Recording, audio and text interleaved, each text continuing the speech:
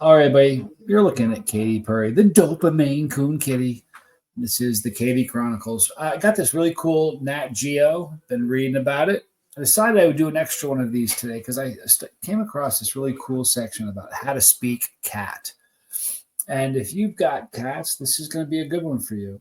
Let's get into it. Just because cats can't talk doesn't mean they can't communicate effectively, both with humans and with their own species. Yowls and hisses aside, cats rely primarily on body language and scent to say everything from, hey, this turf is mine, to, hey, get out of here, to let's play. So let's talk sense first. A cat's exceptional sense of smell means that our furry friends live in a rich scentscape that we humans and our so-so sniffers can't fully imagine, because they really are so-so compared to a cat, you know? Very cool. So listen to this. A variety of scent glands are distributed across a cat's body from their chin and cheeks to their paw pads, their flanks, their anus, and tail. When they rub those glands on an object, an animal, or a person, they transfer that scent. And only other cats can detect these special pheromones. The precise mixture of chemicals deposited by each cat carries a wealth of information about their age, their gender, their mating status, and their general health. Urine marking and spraying, especially for indoor cats, are more overt and potentially problematic. So if you see that, here's what to look out for. These behaviors are also most common in unneutered males. A cat sprays by backing up to a vertical surface and depositing a small amount of urine. More rarely, a cat will spray on a horizontal surface. Just like scent glands, this sprayed urine contains pheromones that tell of a cat's availability for mating and that it occupies a specific turf. Because of those close links between scent and territory, cats will often rub or spray most frequently around entries and exits, like doors and windows, cat doors, stuff like that, and around the edge of their home turf. Cats will also mark new items in their territory, such as new furniture, freshly planted trees and plants in your home, even a human visitor. That's interesting. They're saying, hey, man, this is my turf, and the dude in the corner, it's mine. So let me spray on you. Huh. So listen, because cats use scent to signal ownership, right, of a person or place, a cat who is stressed, anxious, or threatened uh, may increase this marking behavior. The self smell may also explain why some cats in shelters will try to hide by sleeping in their own litter box. It happens. In such strange and overwhelming environment, the litter box is the one place the cats know is definitely theirs. If you find your cat spraying indoors, veterinarians recommend ruling out potential medical problems and then developing a plan to help reduce or eliminate this behavior. I've never experienced that. Have you guys experienced that in your home? Now, I will tell you this. I've only had female cats. Oh, that's not true. I've had two male cats. Other than that, all females. And I never had any of them spray. Of course, they were all neutered, and it does say that even a neutered cat can do that, but I've not experienced that. Neutering is often the first line treatment for this problem. For already fixed cats, behaviorists recommend thoroughly cleaning the sprayed area with a pet-friendly enzymatic cleaner to remove all trace of scent. Lingering odors may encourage the cat to continue spraying. I had a friend who had a Siberian lynx, and it was a pet, and his name was Tom, and it was fixed. Okay, he had it fixed. And when I went to his house, he had a pen outside, and it would come inside, but he had an outdoor run area that was caged. But in his home, when I tell you that it smelled like a gland, like just a gigantic gland that he moved into, I mean, it was. I guess he was around so much he didn't really notice it as much. Wow, it was very, very strong. All right, so the next step is to identify what's triggering the spraying behavior. If the source of stress can't be pinpointed or altered, for example, with like a new baby in the house, a diffuser with calming pheromones for cats may be helpful helpful for them to relax. Blocking a cat's access to spots where they like to spray, such as by closing doors or placing large objects in the way, may also prevent spraying and urinating outside of the litter box. If the problem persists, anti-anxiety and antidepressant medications like clomipramine and fluoxetine have been shown to help. Okay, so let's talk about the meow. What is in a meow? Cats vocalize to now I haven't read this, but they meow to us. They don't meow to each other. That's something they do with us, I thought. Let's get into it. Cats vocalize to humans in much the same way they do to other cats, with one main exception. The plaintive meow that grabs our attention is rarely used to speak with other cats. That's the one I'm talking about. Although cats may growl, howl, yowl, and hiss to communicate with other members of their own species, meowing to other cats is almost non-existent after kittenhood. That particular vocalization is unique to cat-human communication. House cats, scientists have found, meow far more frequently than feral cats. And the reason feral cats, you'll find this is, in my experience, feral cats are silent because they have to be. Their meow is a box, a voice box for predators like coyotes and dogs and who knows what else. So feral cats are silent. I had a friend, and the way I learned this was I had a friend who had Richard. It was great. He had Marianne was his wife. Richard and Marianne had 13 cats, and they were every one of them was a feral rescue. If they may have more now, because if one shows up, she's taking it in. And their house was silent, other than the noise of them running around, and you could hear them clawing on scratch posts, but there was never any meows ever. And I asked once, and he said, because they're feral. He told me that. That was 20 years ago. It was more than that. So that was a very, very long time ago. All right, so let's get back to this. So where did the cat's meow come from? Okay, where did this come from? One theory suggests that a meow, how's my cat doing? She's bigger now than when the video started. One theory suggests that a meow shares many of the same acoustic qualities as a baby's cry. With humans hardwired to respond to a baby, it wasn't much of a stretch to respond to a cat. Cats, for their part, may have simply learned that certain behaviors, meowing included, gets attention from humans. Now it's there, like they knew that we thought it was cute. It's got to be. Those cats that meowed more often as adults may have gotten more human handouts, making them more likely to survive and raise more chatty kittens, just like themselves. I have a house of chatty kittens. Squirrel, our other cat, is my brother's cat. It's a tortie. She's going to be 4 in July, and she will not shut up. Honest to God, I love her, but she doesn't stop talking. If you haven't watched the shorts of Squirrel and I, she's and here's the other thing. She is 100% sure I understand her. Last night was like that with Katy Purry. She didn't go to bed last night. She just decided, and she teased me at 11 o'clock for like a 30-minute nap. I thought, here we go. I'm getting ready to go to bed because I wanted her to be relaxed. And then at midnight, that's it. Or 11:30, she's like, that's it. I'm up. And she's been up since. So we talked all night long. So we gained great ground as far as communicating last night. And I'd rather have a cat that talks all the time than cats that are silent. If you have cats that are quiet, I don't know if you're talking to them as much.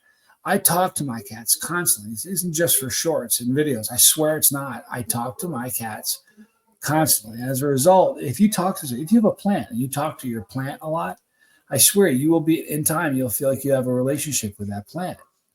You know what I mean? And when we have cats that they talk back, you really feel like it just strengthens in that bond and that relationship. Like my cat, last time Tommy was gone, it was before we got Katy. He was gone for like 10 days. And one day at like 3:30 in the morning, Squirrel woke me up. She comes in my room, jumps on my bed and wakes me up. I'm like, she had food. She had, obviously there's stuff to drink. She's never without. So I'm like, what's going on? She just wanted to talk. And we sat there and talked until she was done and she left the room. I would rather have it that way than a house full of silent cats that live in their own world. These cats live in our world and we share it. You know what I mean? It's amazing. I'm sorry, let me get back to it. All right. So all meows, however, are not created equal. Even novice cat lovers, can tell the difference between an angry howl telling others to stay away and a sweet meow asking for a scratch behind the ears. In 1895, when cats were not as commonly household pets, a French professor wrote an essay identifying 17 different meows and what they meant, notably identifying the explore, explosive utterance of "you." And I don't want to do it too loud because I don't want to wake up the cat.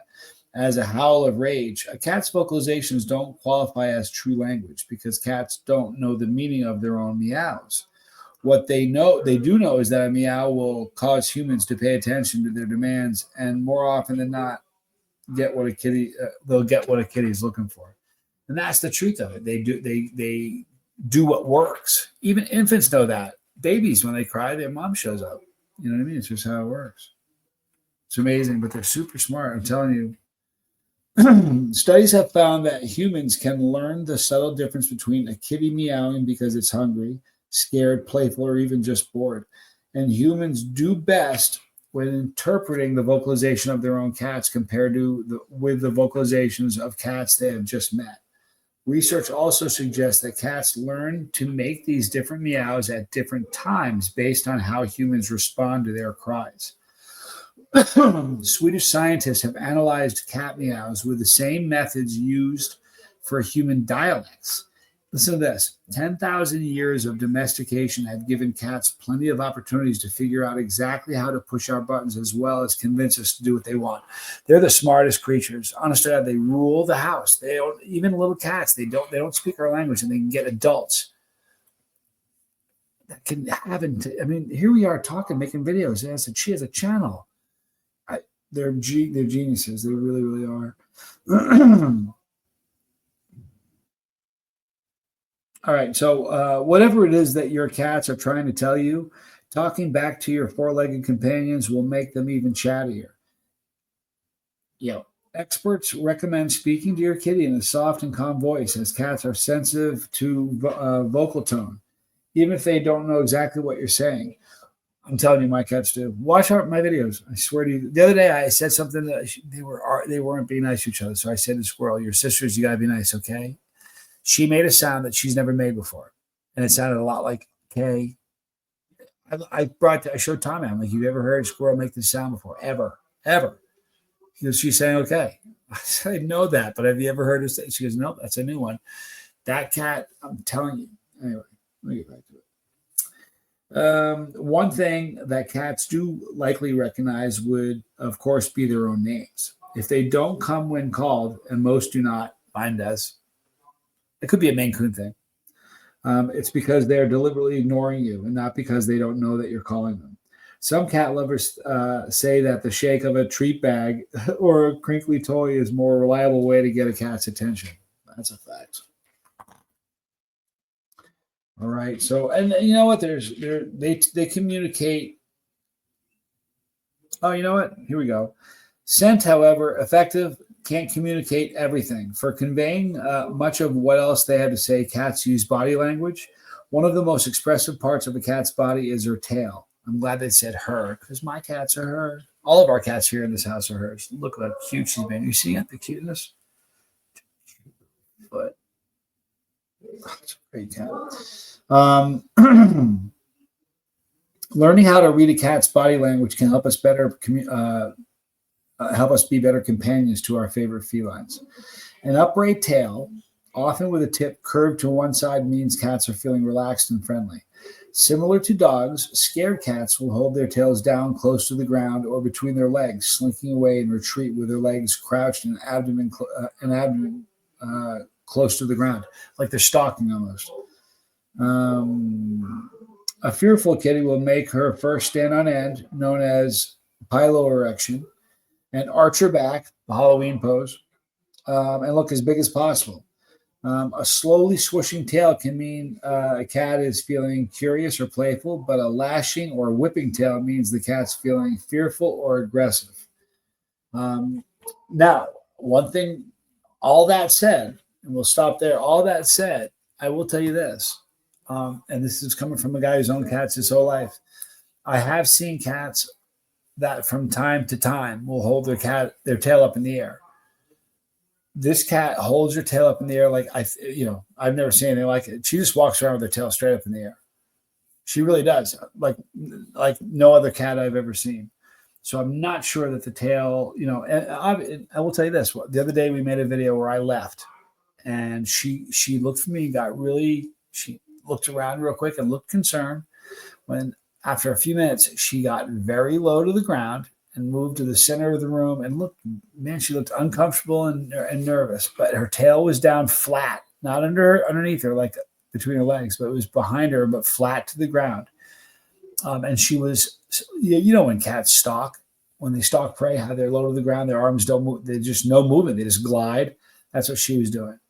But I don't know. I could tell you so much more about cat communication. Like, there's little, I'm sure somewhere in this book it talks about there's trills and chirps and meows. Like there's so many different vocalizations cats can do. I saw a short where they showed cats chirping at certain kinds of birds, and then like a red robin, what a cat chirping at a red robin sounds like is different from when a cat chirps at a swallow, or or a sparrow or a chickadee, because they're saying that the cat is mimicking the sound of the prey it's trying to capture. And I used to think it was just people saying that until I saw this short. I'm like, okay, so there's a lot to it, My cat, this little girl here, every time she's in the cat box and she has to pee, she tells me with a little trill, an adorable, cute little trill. It's not a meow. It just sounds like trill. Like I wish I could make the sound. It's high pitched and just the most adorable thing. And I look at her and she's like, I'm going. Are you ready? I'm telling you, it's adorable. I said this in a video recently, but I was sitting at this same desk looking at the video at the computer working on it. She jumped in the cat box and she made that trill noise. And I kept working because I was sort of engrossed in what I was doing, and I wasn't paying as much attention to her, because I was kind of myopic on the computer.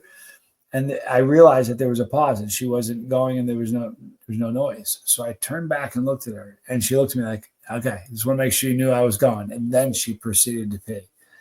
But so she, and the other great thing is, I love this so much, is that all cats do things that are unique. You know what I mean? Like I've never had a cat tell me when she was peeing. You know what I mean? That's just a really cool thing. So their ears tell a lot, their eyes, their pupils tell a lot. If a cat's pupils are dilated, that usually means they're excited or frightened or angry. But they'll go from middle of the day pinpoints to huge giant pupils if they're heated real quick. And you guys have seen it.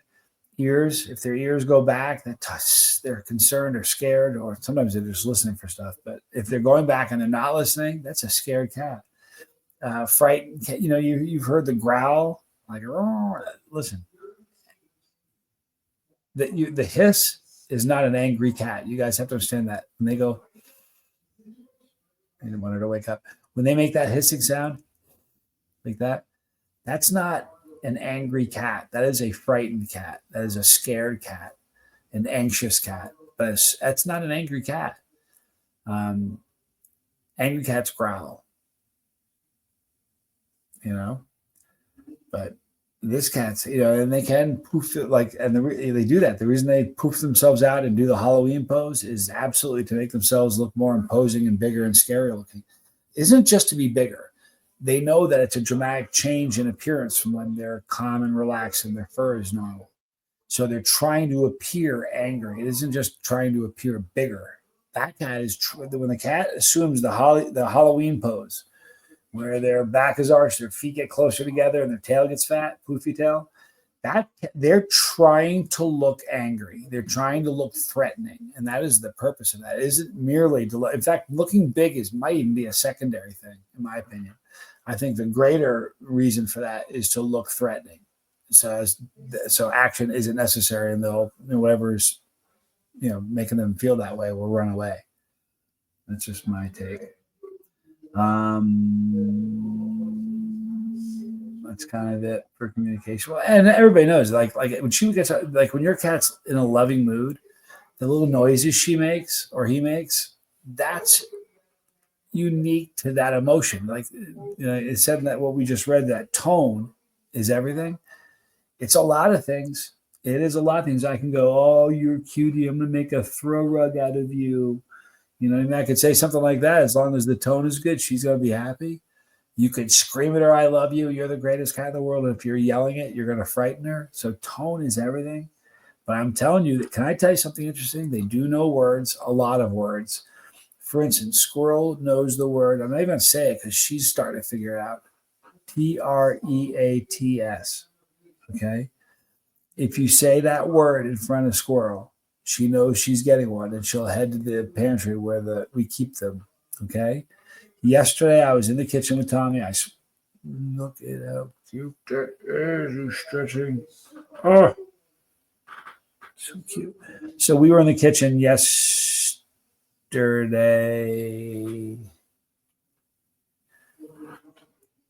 Oh, man. Let me think. I lost my train of thought of where I was going with this.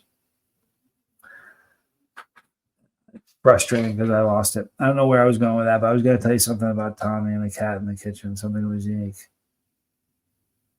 Rats.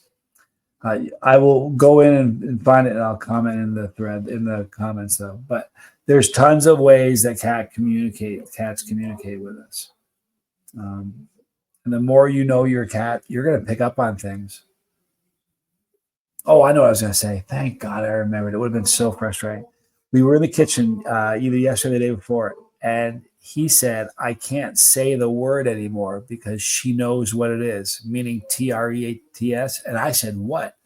So he spelled the word. When he started to spell tre, and I swear this is true, she ran to the pantry anyway. So now if you say the word, she immediately associates it with the treat. However, if you spell the word, she knows what that is. I mean, it's crazy. They're very, very smart. They're a lot smarter than we think they are. But it's a spectacular creature. They do make life better.